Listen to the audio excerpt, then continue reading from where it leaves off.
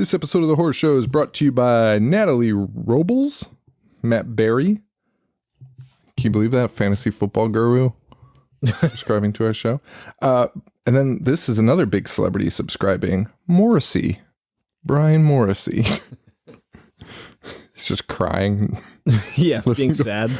Listening or getting pissed when people eat meat. Super fucking mad.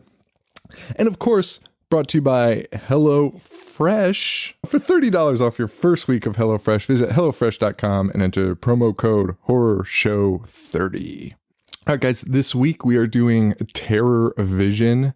And following that is Basket Case 2. Two little slimy blobs blobbing around. And if you ever wanted to hear Fred Jones say, "Look at those Hooters," in the Fred Jones voice from Scooby-Doo, you found the right movie. Who? So, Fred from Scooby-Doo. Fred Jones? Wait, hold on. His last name was Jones in the show? Yeah. Nobody knows that. That guy's the voice of Fred Jones? Yeah. He's actually did the Scooby-Doo voice? Yeah. The OG. Wow. Who gives a shit? Paul, Fred Jones sucked. If you want to hear Fred go, "Look at those Hooters," then this is the movie for you.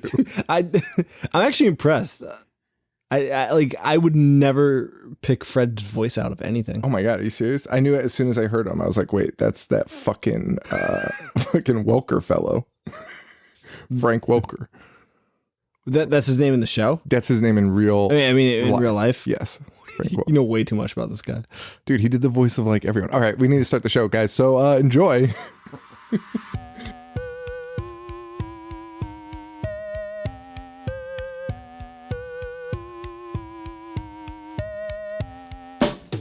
Okay, I stopped paying attention in class. I was thinking about the adventures of Ash, about the misfortune of sitting kids at Crystal Lake. Became addicted straight away with the initial tape. God bless Betamax. VHS, holy like Amanda Kruger. I was introduced to genre flicks by Toby Hooper. I started craving more just like Larry the Looter. I collected VHS without commentary or bloopers. Store computers, magazines, a bunch of stores. Spent my money on movies and begged my mom for more. I'd watch the boys kill those Astro bastards 5 times a day or even more. I loved the gore. Lionel and Paquita combined their lonely hearts. I was hellbound, Cenobites tore my soul apart. I've seen them all, from Dracula to Vertigo. Listen up, welcome to The Horror Show with Sean and Joe. Hello, everybody, and welcome to The Horror Show. Show dissects, mutilates, dismembers, and butchers all of your favorite and not so favorite horror movies and other horror-related events. I'm Sean. I'm Joe. This is Medusa's Midnight Horror Horror-thon. You know, I'm not a fan of people throwing the word horror into other words. I don't like it. Horror-thon. I'm just saying. Anyway, hey, how you doing? You're on a roll of bamboozling me at the start of the show lately. I just don't give a shit anymore. So we're doing TerrorVision this week, brought to you by Armando Moran. Me and Joe are watching. We haven't done this in a while. Watch the movie while we talk. Yeah, we're in a different setting tonight. Oh yeah, we're in my house, so hopefully it comes out all right. And if you hear a banshee in the background, a legitimate banshee, like a real banshee, just screaming, we should probably alert the authorities. Yeah, I should have checked on my son first. Well, whatever. He's quiet, so I don't give a shit. Worry about it after. So this is brought to you by Armando Moran. This is a movie I've wanted to check out for a while. I did too. Never got a chance to. They made the cover art before the movie was made. Really? Yeah. So that probably explains why the cover art is just kind of... I mean, the cover art was enticing, but just never, cover art. Not enticing enough for me to ever just like seek it out. Okay. Like, you know what I mean? Like the Bad Taste cover art, like I was like, I need to see that shit. Yeah. This was like, I'll get to it, but it looks interesting. Yeah, I agree with that. I think I appreciate the cover art more now as like a retro thing than when we were kids. Agreed. Like it wasn't that appealing. Yeah. So this was made in 1986, directed by Ted Nicolou, and of course produced by the bands who just produced fucking everything in 1980. Dude, so I enjoyed this movie. I actually really enjoyed it. Yeah, same. I almost turned it off after the first 5 minutes. I was like, you have to be fucking kidding me. Wait, I think I wrote that I almost turned it off 32 seconds. Oh, I'm close to turning this off in 30 seconds. Because, dude, the beginning, when it's a close-up, it opens up to a close-up of like a model planet. Like, honestly, it was like the MST3K opening. Yes, like, it was. Toys. And it said Planet Pluton, Sanitation Department, Mutant Creation Disposal Unit. And I was like, turn this shit off. And then it like blasts a big piece of shit Muppet into space, and it's like pinging off a bunch of moons. I was like, if this is like this, I'm not doing it. And it goes into the TerrorVision song, which was catchy. Which was catchy, but also still... Well, first of all, how the fuck did they afford their own fucking theme song? Well, that band... Is that is that the TerrorVision band? No, not the band TerrorVision. These guys are called the Fibonaccis. Okay. I can imagine they didn't make it. Yeah, I can. Yeah. But I think they did the whole soundtrack, so they were trying to like make a name for themselves. So, it's like the hustle is real. Kendrick Lamar doing the score for Black Panther. The Fibonacci's doing TerrorVision. I don't think it's like that. So Big Teddy had Ted Nicolou. He didn't do a whole lot. He did this movie called Dungeon Master. The Dungeon Master, which was also a band movie, and I guess it was like trying to cash in on the whole Tron thing with Disney. It was very similar to that, I suppose. Can you guess how many directors there were to the Dungeon Master, including Ted? To that one movie? Mm-hmm. Wow. I'm gonna say. I'll say 4. That's actually what I thought you'd guess, because that's a very high number. It was 7. Okay. My original thought was 6. I was like, that can't be possible. 7 fucking directors. I'm not even going to list them because I don't know who they are. Besides Charles Band was one. This guy also did Bad Channels, which is part of that whole Doll Man versus the Demonic Toys situation. Like, they're just all mixed together. And then in 2004, he did Puppet Master versus Demonic Toys, which I didn't know existed, especially in 2004, and it's non-canon and stars Corey Feldman. So it's non-canon. Who gives a shit? The fact that Puppet Master has to be canon is absurd. The fact that you have to like be like, oh, this is excluded. Like it's a fucking Star Wars movie. Yeah. Like there's gonna be any debate. Like who gives a shit? No Where does this fit into the timeline? It's so stupid. Dude, I couldn't believe that they included that in the Wikipedia. That's ridiculous. Yeah. We got Diane Franklin in this flick, the French girl from Better Off Dead. Okay. She was also in Amityville 2. She was Was she the sister? She was raped.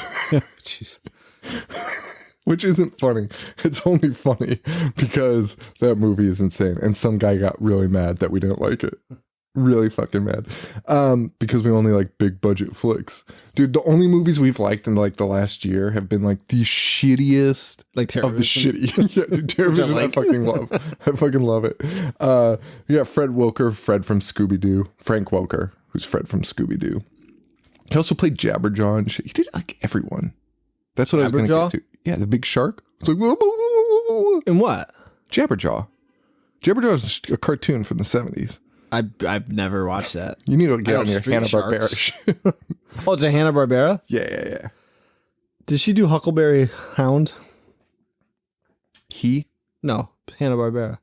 Is that not a woman? I think it's two guys' names. It's 2 men's names. You're right.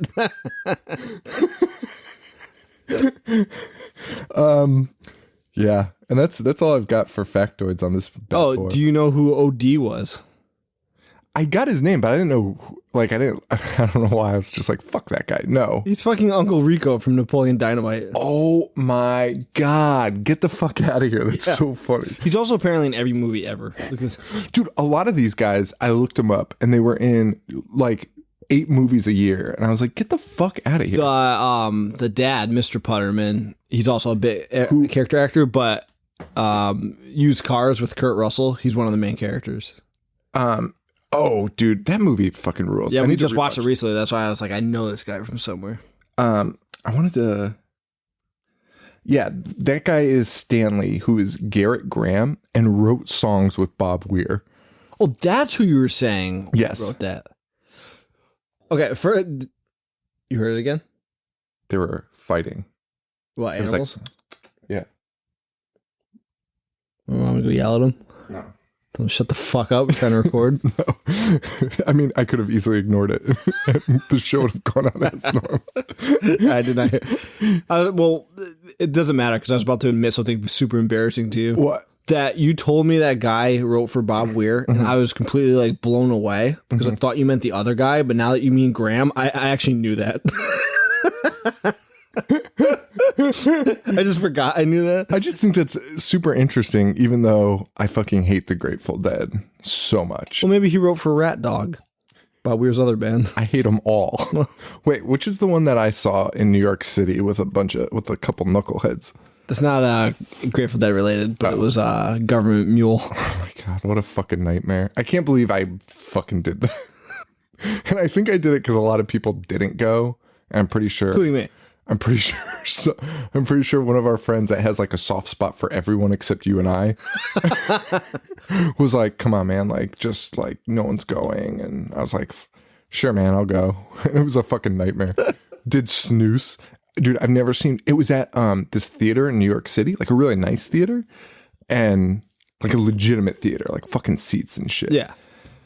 And like, you know, when you're like so bored, like when you're a kid and you go to like, your parents take you to like, I don't even know, like The a Hall of fucking Presidents. play or something, and you get so fucking bored you want to almost cry. Like, dude, that's how I was at that concert. Like, legitimately, I've never been that bored. So bored that I was like, hey guys, I'm just gonna go fucking walk around the building and just like see what's happening.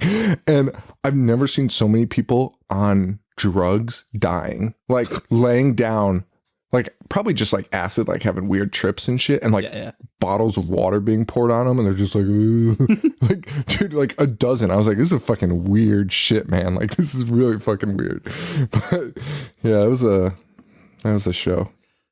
That was a concert, I guess, if you want to call it that. But why don't we talk about this fucking movie? So you never saw The Grateful Dead? No, I never. Why would I have seen The Grateful Dead? Well, I mean, I used to go to the shows all the time. Oh, they still toured? They were like, Well, I just like went for the party. Leonard Skinner, just one guy. No, because there's all of them. Oh, really? Except for Jerry. Well, yeah, he's dead. Yeah. Lost his finger. that he did. That's not why he died, though. A very long reaction to losing his finger Lost at it like was 16. 6, yeah. That's so funny. You know what I hated about that story about him losing his finger is I did a biography on him in like elementary school or some shit. And he always claimed it was he made it seem like it was a badass reason he lost it, but like it was always shrouded in mystery. Wasn't it just like caught in like a ladder? Yeah. But in these books, it was like, he was part of the Hells Angels. So some people, I was like, I doubt this guy was part of the Hells Angels. He looks like a fucking idiot. He looks like a moron. I've never met a pudgier little fart face. Well, I think you're thinking of him as like 60 years old with his big gray bushy beard. I am. I don't think he always looked like that. I am 100%. Yeah, well, whatever. Well, anyway, TerrorVision. Yeah. No Jerry Garcia here, but the guy that wrote for Bob Weir. So, but wait, why is he writing for Bob Weir? Why, did Jerry Garcia not write the words to that? No, he did. But this guy just wrote for Bob Weir. I mean, this is your factoid. I'm not sure.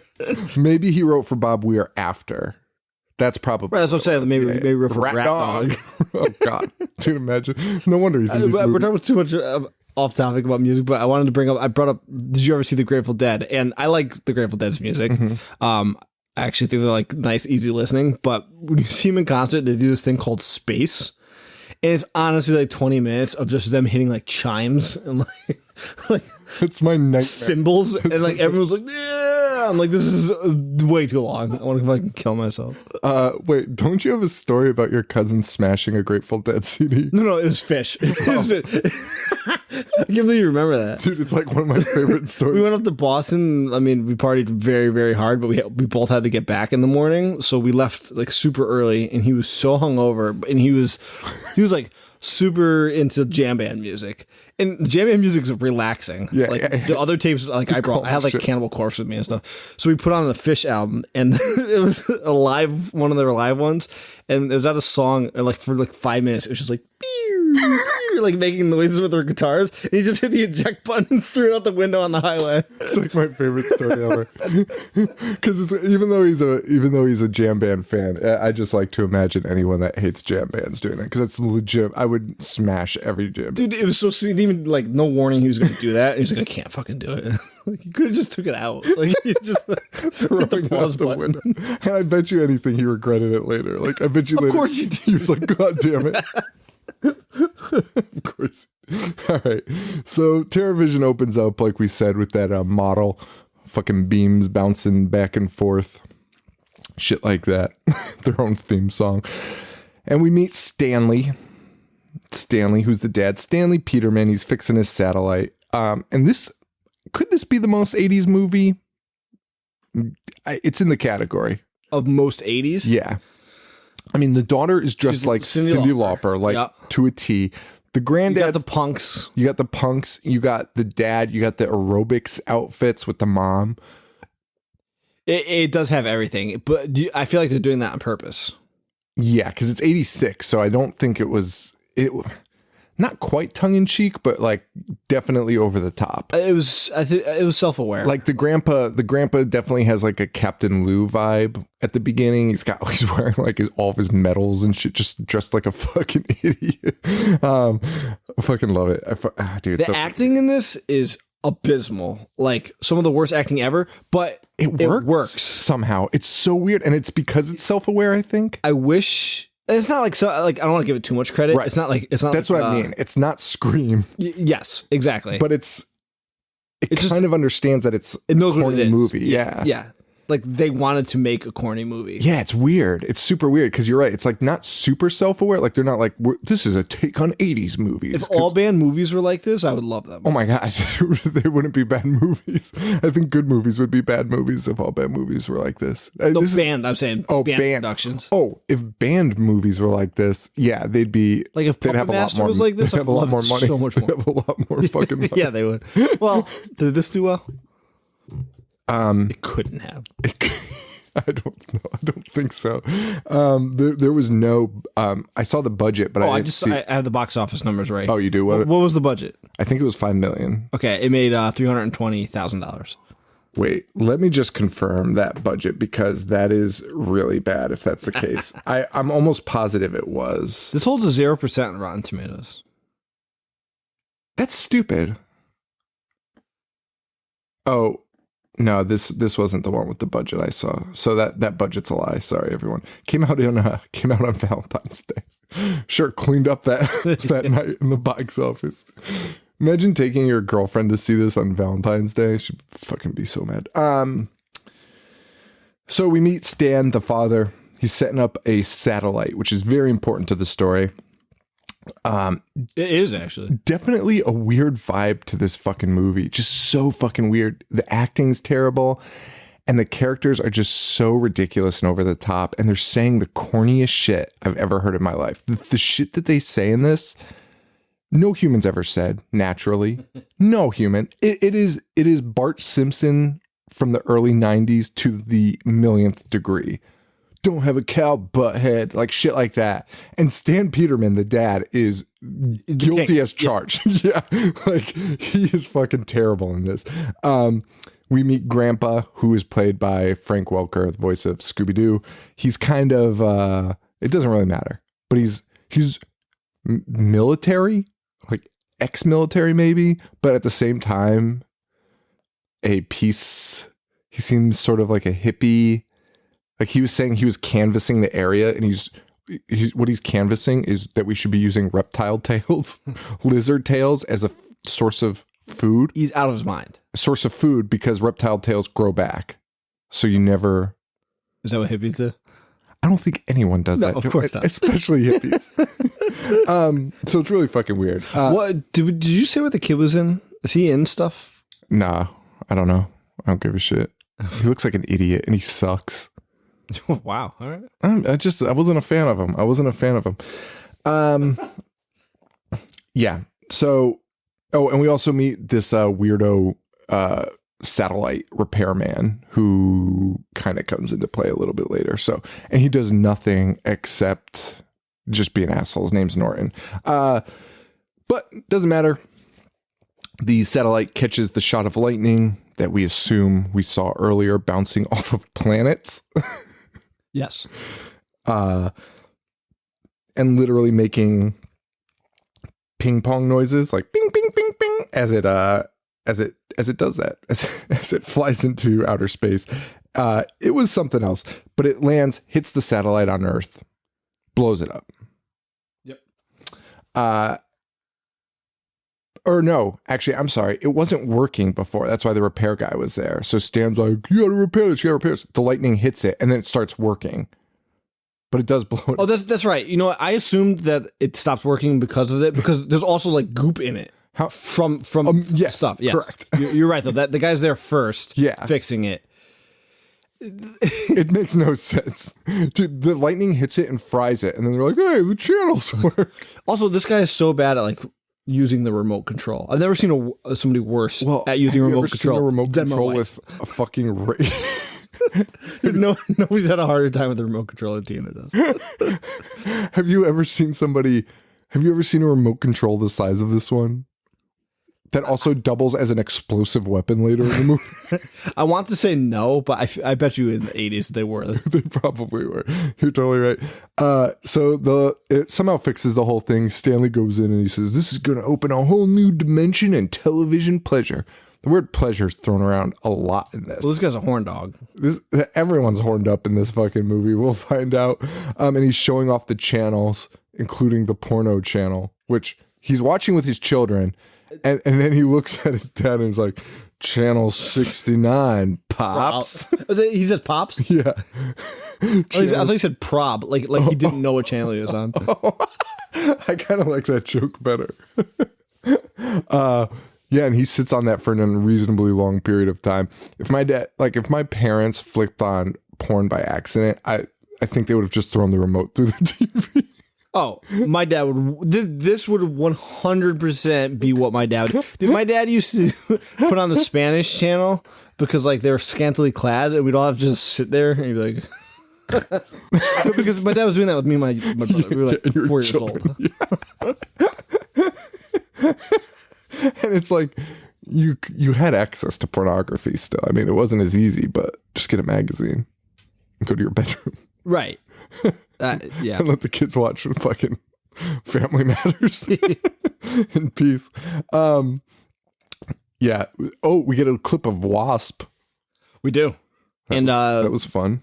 They are giving Wasps props because somebody has a Wasp shirt. Yeah, OD has it. Really weird. I don't understand that at all. And then, we meet that character, OD. We meet him right now? Yeah, and he's wearing a Wasp shirt also, which his name...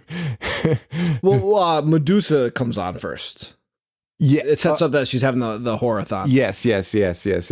And Medusa's mentioning the horror-thon. And the dad's like, "We look at," or Fred says the Hooter line. Would you look at those Hooters? I mean, she had very large breasts. They were incredible. Like there was a point. I'm not a breast guy, so it doesn't stand out. They usually don't stand out to me. I'm more into the butts. More into the butts, but not entering the butts as we discussed in the previous episodes. I'm not about entering them, it's just like the shape of them. Okay. Anyway, well, I guess you could, but I don't know what to tell you, Joe. My brain's wired that way. But they were very large, like to the point where I noticed. Like what she's wearing is positioning them in such a way that nobody's ever had cleavage like that. They looked like it looked like a prop almost because they were just so insanely large. Like I was like, what? Yeah. What is this? And then we meet OD. Uncle Rico. Uncle Rico. OD is here. He's my new boyfriend. And this joke made me laugh way too hard. The dad goes, "Oh, an Irish boy?" OD. OD, that is a good joke. So stupid, and I loved it. And OD walks in doing the 80s punk thing, but not punk. He's a metalhead. as we'll learn, because he's very, very into the metal. But he's wearing like a fucking Rick James wig. Yeah. It's the fucking weirdest wig to choose for a punk or metalhead, period. And his accent that he uses is also weird. I'm thinking that's... Whoa, man. Like he's talking like Spicoli from Fast Times. It makes no sense. It's one of the worst things. Also, he's either a mouth breather or he really got into character and decided to make this guy a mouth breather because his mouth is open the entire movie. It's always open, yeah. And I don't know if that's part of his character. Also, I love this character. He's so fucking funny. Yeah, he really is. I mean... Dude, as soon as we meet him, she's like, my parents really want to meet you. And he's like, oh, man, what a drag. And then he meets him and he's like, hello, He's so polite. Pleasure to meet you. Yeah. He gave off the weirdest vibes. And then when he introduces himself to the grandfather, he's like, what do you want, old dude? It's like, whoa, you were just so nice. That was so weird. And he shits on the little kid later, too. And then we learned that the parents are going out swinging. Yes. That's happening. Yeah. So on the wiki page, so I always like after we watch the movie, I go to the wiki page to see if there's any like tidbits or anything. Yeah. They had a hyperlink to swinging. Yeah. So I clicked on it. What a fucking rabbit hole I went down. Yeah, swinging's fucking weird. Yeah, but like when you go on the wiki, it has like all like the sub wiki, like related wikis that you can click on. Yeah. Spent hours on it. Ended up on the fellatio page right when Tina came home. She's like, "What are you looking at?" Stuff for the show. This is a picture. Well, it's funny because I started looking up immediately. I was trying to think, and now I just remember the name of it. The fucking Pluto Club in New York City. The Pluto Club? Yeah. It was a famous, wait, is that even what it's called? No, I can't find it. So I thought it was called the Venus Club, so I was looking it up, but there was like a swingers club in New York City, kind of during the studio, what was that studio? 54? 54. Period. There was like a rival club, but like Studio 54 was over the top, and this was just insane because this was legitimately just fucking people just fucking everywhere. So I thought it was called the Venus Club, so I was looking it up, but I found through booking.com, it's like hello or like hotels.com, shit like that. No, I know. Yeah. They have swingers clubs listed there. Sure. Swingers resorts. I couldn't believe that. When my ex-girlfriend's brother got married, the hotel that they stayed in was also having a swinger convention at the same night as the wedding. Yeah. That's terrible. It was wild. Yeah, so I found this Venus resort. So it says swingers only on their site. And I loved it because it said, great for 2 travelers. And it said, it's really highly rated for their mattresses, for comfy beds. Huh. That's good. It's a good place to look, but they will not let you in if you're a solo. Which, by the way, why wouldn't you just go by yourself? You're not allowed. Yeah. It's against the rules. Well, then you wouldn't be a swinger. Yeah, I guess you just You'd be a fuck machine. Well, I wanted to talk about Alice Cooper, but I think we've spent our allotted music. Yeah. It's always next episode. Yeah, but is there anyone that we can relate to? OD was going to be my link to Alice Cooper. Joe just saw Alice Cooper the other night. I did, yeah. So I wanted to talk about him, but I guess we'll figure it out. We'll crowbar it in somehow. We've done crazier. So the punk meets the little boy and he's like, hey, little dude, you into metal? Kiss the boot. It was fucking abrasive. But Gramps and the kid, those 2 crazy kids go off for their date. The parents go off for their date. Gramps and kid are left alone. And immediately a gross ass alien appears on the TV. It is very gross looking. The fucking grossest. Also so proper talking. It's just very, very polite. Very polite, disgusting alien. And he seems like he's trapped in the TV. They fall asleep though. And they wake up to an alien in the fucking room. Now they also a disgusting looking alien. They go and hide. And when they come back, it's gone. And the kid's like, that was a fucking monster. Grandpa's like, it's not a monster. It had to be a burglar. And then Norton shows up and he's like, hey. Is that the repair guy? Yeah. And he's like, hey, there's a burglar around here. You seen him? Wouldn't you just be like, oh, this is the guy we thought was the burglar? But yeah, so we have these 3 characters now. Did we mention how much the grandpa loves guns? The grandpa is always strapped. Always strapped. Got a big old case for it. Yeah. So Norton goes to go look at the satellite. That's why he was there, to repair the satellite because it broke again or whatever. While Gramps and the kids go to look through the house, try and find this fucking burglar. But Gramps gets it. He does. And his death is fantastic, Yes. by the way. It's amazing. The alien's like claws grab him by the head. So I just thought it would either like pierce it or rip it off. But in typical 80s fashion, green goop starts coming off. And somehow he loses his feet in all of this. Well, yeah, dude, that was the weirdest part is the weird piles of slime it leaves behind after it eats somebody. That's like street trash looking. Very. It is body melt in a way. The body like falls apart. And the green goop, at first I was like, why does everyone have green blood? I think it's coming from the alien. It is. It's like acid from the alien, but they don't really like get into that until late. The very last thing where when a cop gets his hand stuck in it and that's right. Yes. and his hand starts melting. I like that. Oh, I loved it. But for a while I was like, why is this is weird. Like, but yeah, Grandpa's dead and he just smashes the fucking head, just crushes it with his pincers. Speaking of eating Grandpa, this episode is brought to you by HelloFresh, the amazing meal delivery service. All ingredients come pre-measured in handy labeled meal kits, so you know which ingredients go with which recipe. And the bags are all recyclable, which I find incredible. HelloFresh offers a wide variety of chef-curated recipes that change weekly. Enjoy not having to plan dinner, spending money on takeout for an easy night, or worry about gathering ingredients week after week, which is a nightmare. You won't be spending all night in the kitchen either because the recipes only take about a half hour. Feel confident when cooking HelloFresh with the simple recipes, the step-by-step directions, and the instruction cards. We had this recently. We did that orzo sausage recipe that was Mamma mia, magnifique. So is that how you do Italian? Sounded it. So I think I'm fluent in Italian. And just for our listeners, $30 off your first week of HelloFresh. Visit HelloFresh.com and use the promo code HorrorShow30. You like this, right? Your wife loves this?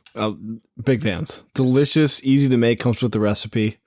It's honestly perfect. Yeah. So can't express it enough. That's HelloFresh.com. Use the promo code HorrorShow30. It's $30 off.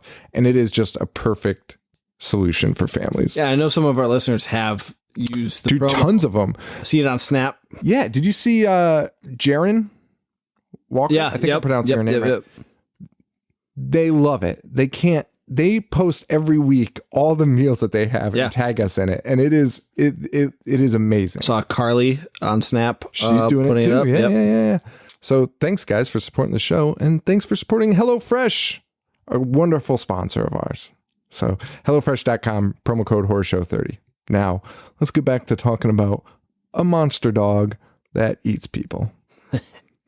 But the kid runs in though, just in time to see the alien disappear. Yep. And Grandpa's gone. There's just like a pile of goop left behind. Bodily fluids everywhere. Speaking of bodily fluids, the swingers are back.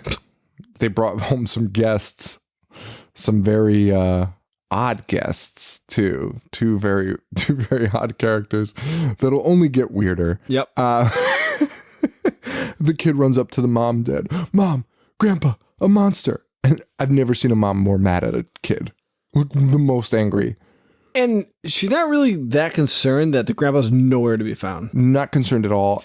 Well, I do, but right before Grandpa gets it, he's just pounding alcohol. So I think he's just drunk. I mean, I don't think... I'm sure he disappears quite often. Grandpa's not home for Christmas regularly.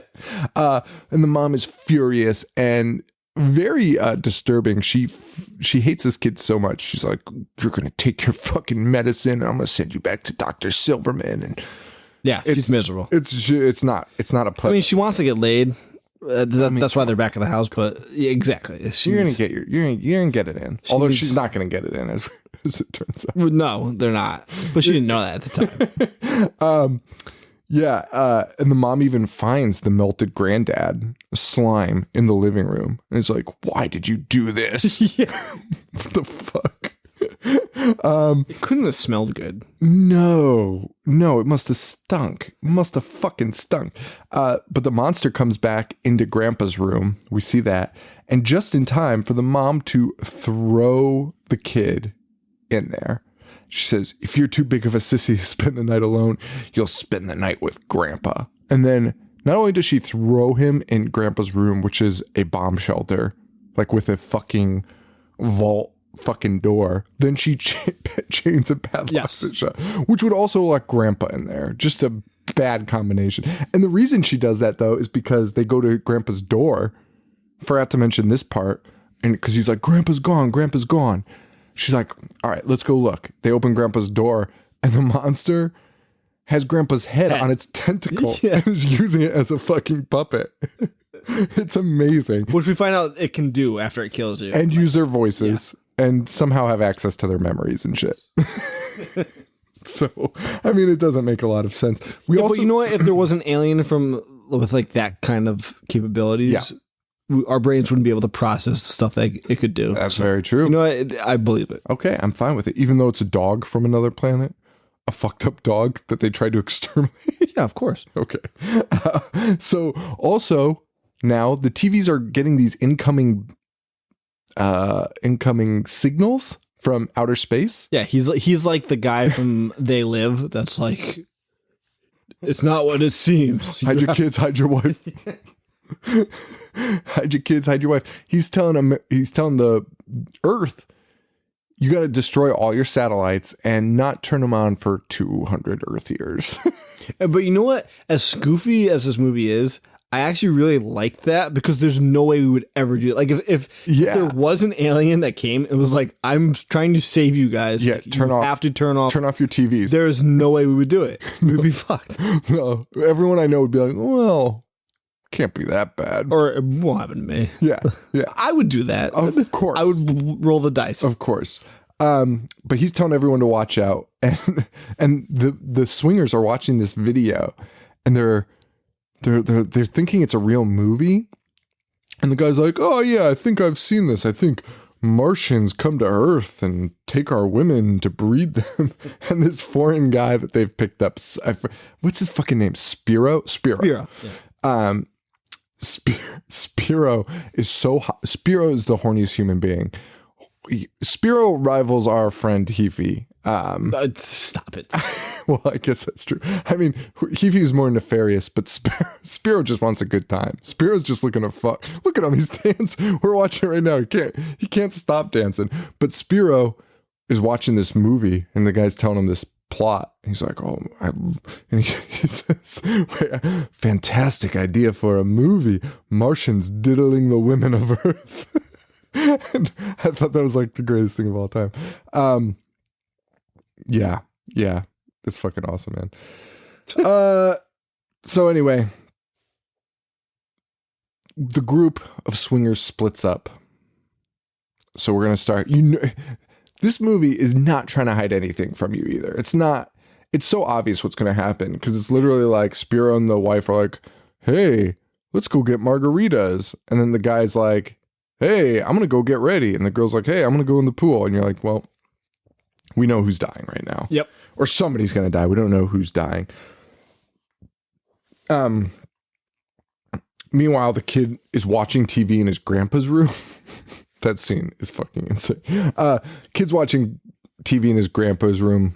Medusa's asking for callers, so he calls in and tells her what's happening. And she's like, you're a fucking idiot. Rightfully so. And then she comes back on the air and she's like, I thought that, so she starts talking to the TV and she's like, I forget his name. What's the kid's name? Spencer? Spenny? I don't know.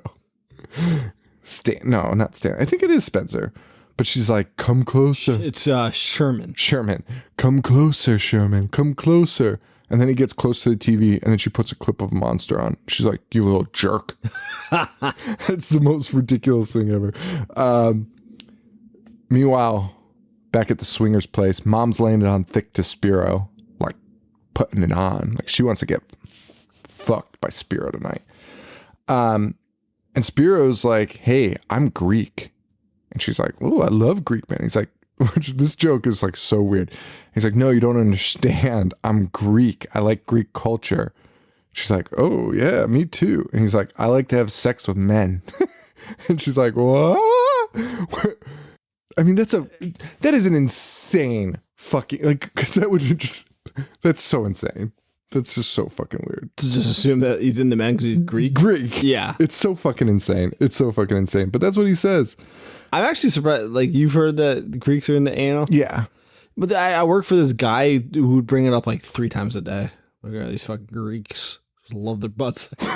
Okay. I mean, I've heard it, but it's like, I think that was just like in the Roman, like ancient Rome when they were into it. But I think it was just because they were just. Wasn't everyone? Right. Yeah. Before everyone went to America and became uptight. It's like, no butt stuff here, guys. Missionary only. So Spiro goes to the pool where his lady's been hanging out. And this is where you realize Spiro doesn't give a fuck who he fucks. Oh, well, also Spiro said that because Spiro wants to fuck Stanley. Right. But then he goes to the pool and the girl he came with is there. And he's like, ooh, yeah. He's like, I'm going to get me some of you. He's like, let's have a quickie before they get here. I was like, Jesus Christ, this guy can't fucking wait. And he gets into the pool. The pool's smoking. And we only see the girl's head. And you immediately know she's the fucking alien because she's just like staring there with a glaze over her eyes. And he gets in the pool and he's like, oh, what's in here? Algae? And he pulls up a fucking just a clump of the goo. And he's like, what is this, sex lubricant? Imagine a pool full of sex lubricant. Just a KY pool. Granted, the guy kept calling it the Pleasure Dome, so I don't think I'd be surprised. You know what? That's a good point. He was like, welcome to the Pleasure Dome, which, by the way, is a door away from his family room. Yeah. Fucking disgusting. Fucking weird. And he gets the pincers, too. He gets the fucking pinch. He's dead. Stanley gets pissed at the revelation that this guy wanted to fuck him. He's like, hey, Spiro, we gotta talk, Buster. As if he couldn't just politely be like, no thanks. No, yeah. Not for me. You clearly also like to fuck women, so why don't you just take my wife? And Sherman is also, or Stanley is the biggest pussy on earth in this movie. He is such a little bitch. So it doesn't even fit the character. This movie's so crazy. This movie's fucking crazy. Stanley and his wife, though, go to the pool area to talk to him. They look in, they're like, what the fuck is that? It's very clear that it's a fucking alien in your fucking pool. It's like real form. Yeah. True form. Stanley is dead. Takes pinchers to the gut. Yep. Green shit falls out. And he is making the most insane faces and noises. It is like, and like his, like it is fucking crazy. Like it is fucking absurd. So Stanley's dead and the wife gets it also, I believe, or it's alluded to that she gets it. Yeah. Yeah. Sherman keeps calling the cops though, because he's locked in a fucking room. And they're like, hey, that's it, buddy. You're in big fucking trouble now. But all these movies we watch always have so many 911 calls, and the cops always be like, will you fucking leave us alone? I'm fucking busy, and you know what? Now I'm going to arrest you. But they don't show up in enough time, so Sherman fucking rigs explosives and blows the door off the hinges. Grandpa's explosives. Yeah. Grandpa's armed and dangerous. Just in time for a fucking... the faces this guy makes when you see it, we're watching it. When you see him without the noise, it's so much funnier. It's so out of control. But the sister and OD show back up after their party. And they're super excited because they think this kid has pills. And OD's really happy about that. Very happy about that. So... he's telling the brother and sister about the monsters, or the sister and OD about the monsters. She's like, all right, let's go find mom and dad. They open mom and dad's door, and the monster's doing the puppet show with 4 heads all in the bed, blankets up to their fucking chins. And the sister's like, gross. And they're like, and the monster is making the parents be like, yeah, we're having sex. Yeah. Could you please leave us alone? And then the girl's like, where's Grandpa? And then he pops up Grandpa's head right in the middle. He's like, taking care of business, honey. Brilliant. So ridiculous.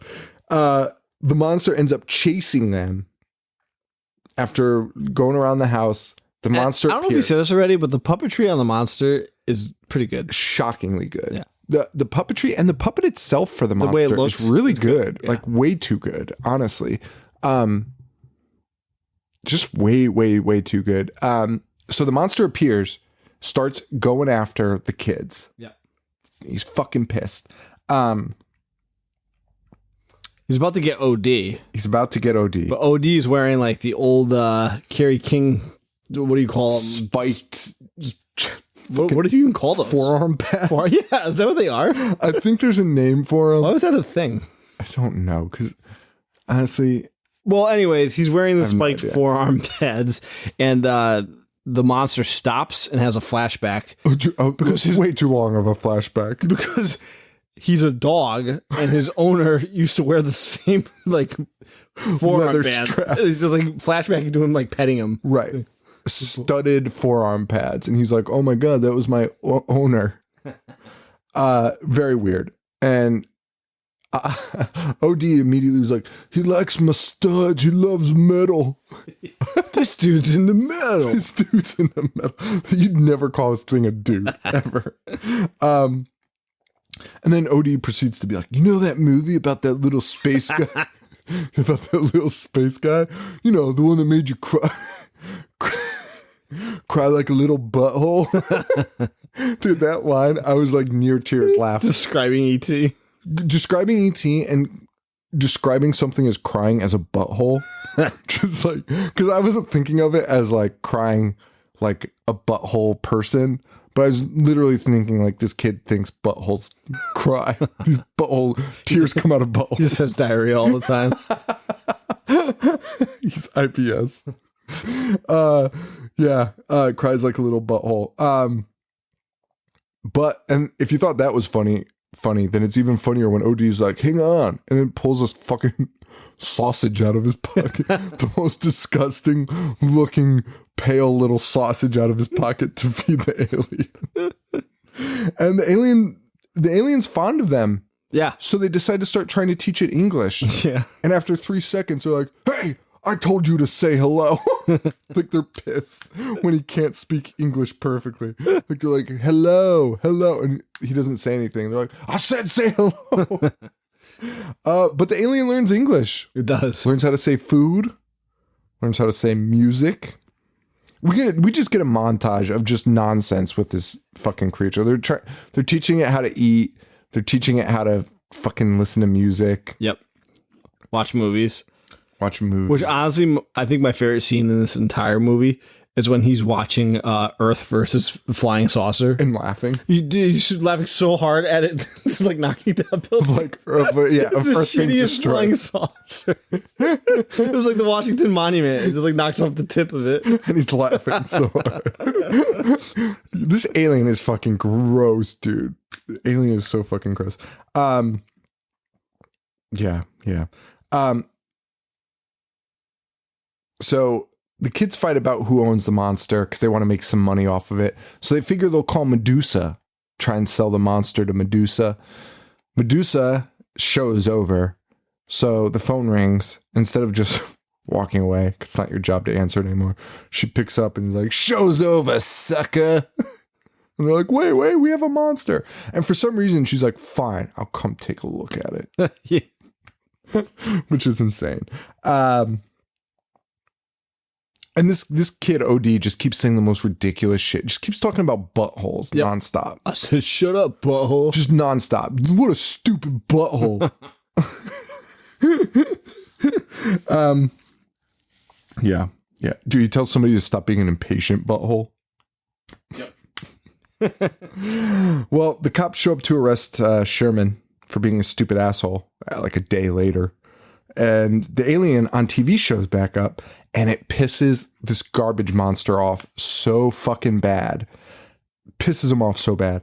And the alien starts screaming. Ah! Like, but actually, it's not even that annoying. Right? Like, the noise it made really wasn't that bad for us, the viewer. Yeah. But for some reason, OD is like, get this thing to shut up. And then screams, shut up, butthole, and punches it in the face. It's probably the rudest thing I've ever seen.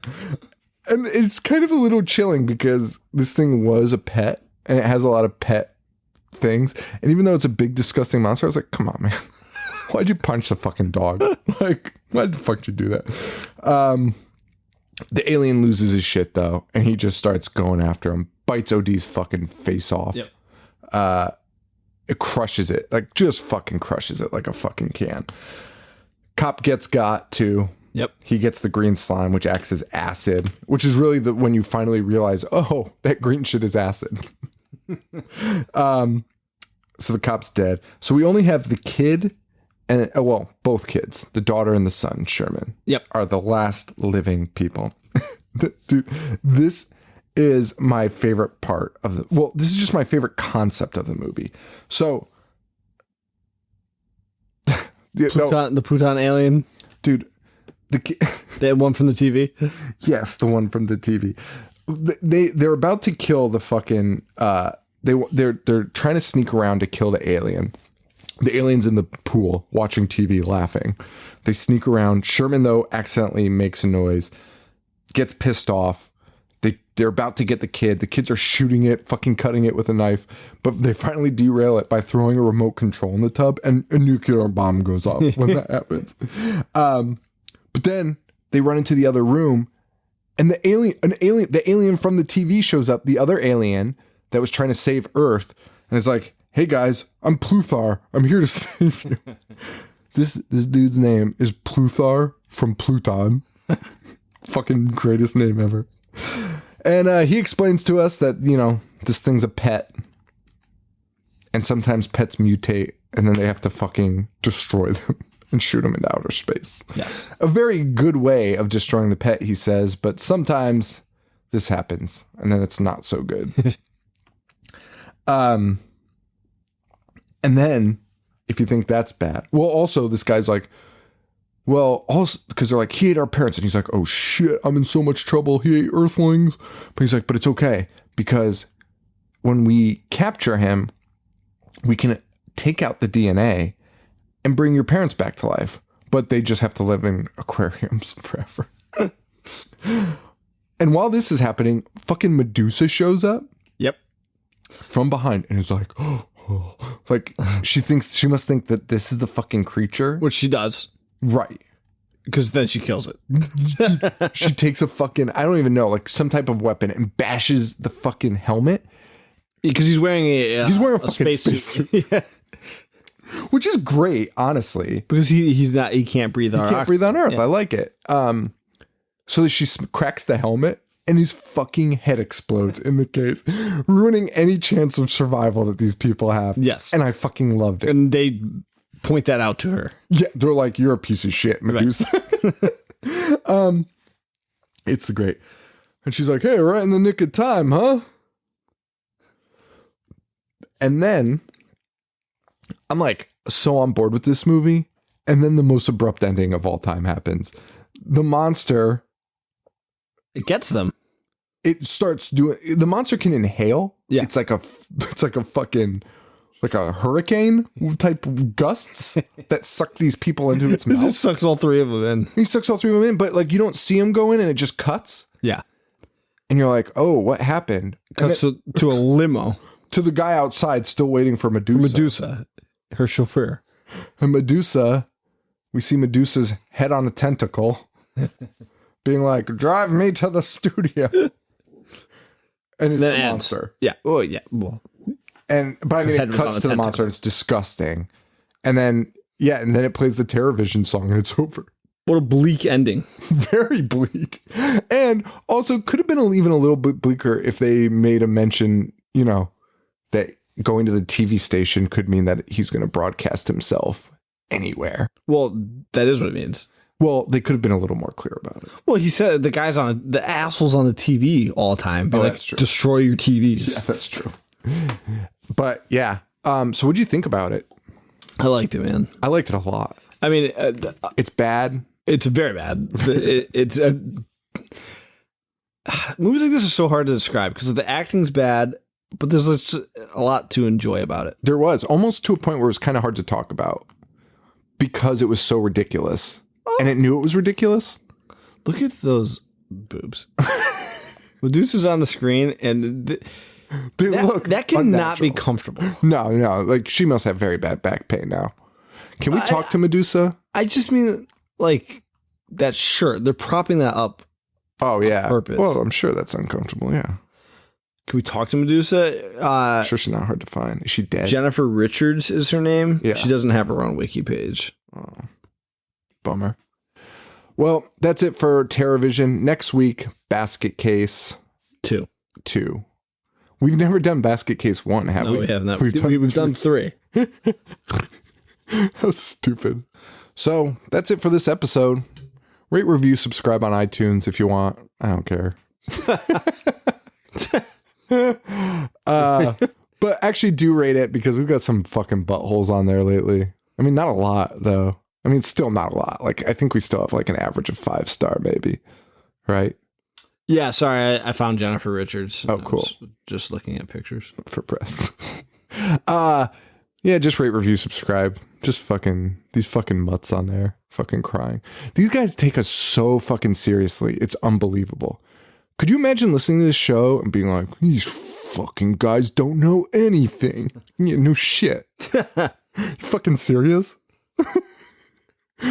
You spent the first 15 minutes talking about fucking Rat Dog, Bob Weir, and the Grateful Dead. Are you fucking kidding me? You're going for it. Piss and vinegar tonight. Yeah. All right, guys. So anyway, thanks for listening. Thanks for listening. Remember, HelloFresh.com. Use the code HorrorShow30 and get $30 off your first order. And yeah, so next week, Basket Case 2. Yes. What'd you think of that? I guess we should talk about it on Basket Case too. But and that's it. You can find us on Facebook.com/IHateHorror, IHateHorror.com. I'm on Instagram and Snapchat at IHateHorror, and barely on Twitter at IHateHorrorShow. I'm at Jovi421, Boognish1985, and Horror Show Joe. And that's it, guys. So thank you so much for listening. Thank you for all the support. We really do appreciate it. And that's it. Basket Case 2. For Joe, this is Sean. Stay weird. Thank you. Adios.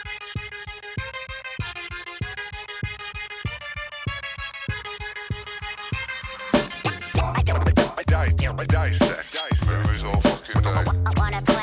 I'm gonna watch what I'm not supposed to watch. Dismember. A fucking zombie getting sliced and diced. A monster. Mutilate. And butcher. That's it, guys.